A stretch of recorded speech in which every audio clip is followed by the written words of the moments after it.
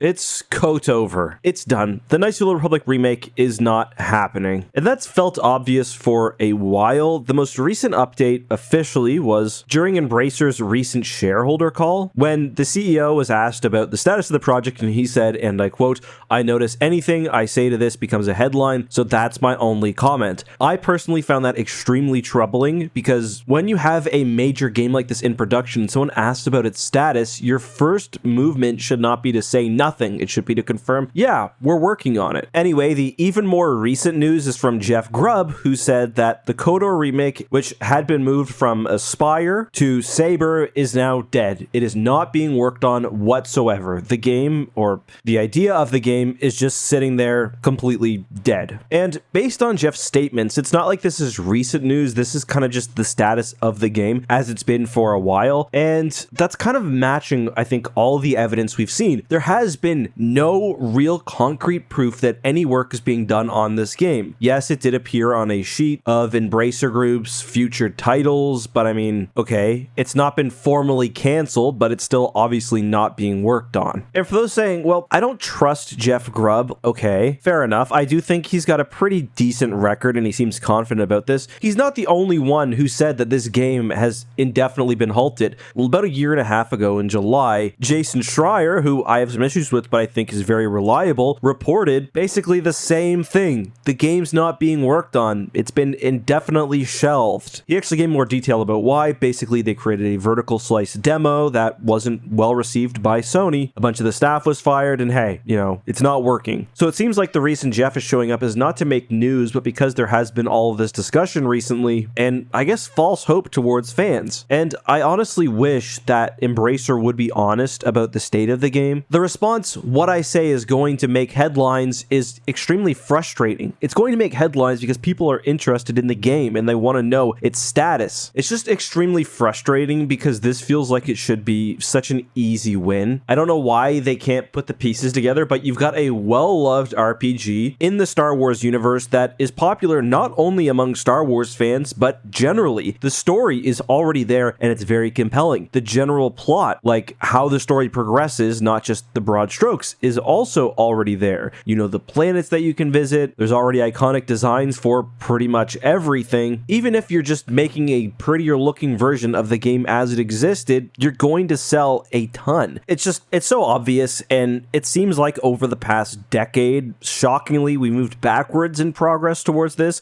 because not only now do we not actually have the remake, which I'm not shocked by, but we also have a stalled project, which is stopping further work just whatsoever, and we also have the very interesting fan remake, which was being worked on, Aperion, now shut down as well. So we've moved backwards, and it's just due to mismanagement. They wanted this to be a faithful remake to the original game. If you can't accomplish that in an era where remakes, both faithful like Dead Space and a new look at past games like Resident Evil, are both successful, then you shouldn't be given the license to work on Star Wars. People just want to return to this universe. They want to re-experience the story. Just get it done. Like, I know game development isn't simple, but this is a simple home run. It's as easy as it gets. Lucasfilm and Lucasfilm Games just have to make better decisions moving forward. Like, we could talk about video games and how, are they happening? Aren't they happening? You know, I crapped on the EA deal, and I do think the exclusivity was really dumb, but EA seems to be the only company that can reliably get games out. Battlefront 1 and 2, Squadrons, which is probably my favorite Star Wars game of all time, Jedi Survivor and Jedi Fallen Order. At least we're getting games from EA, so I'm glad they're still working on Star Wars. Everyone else so far,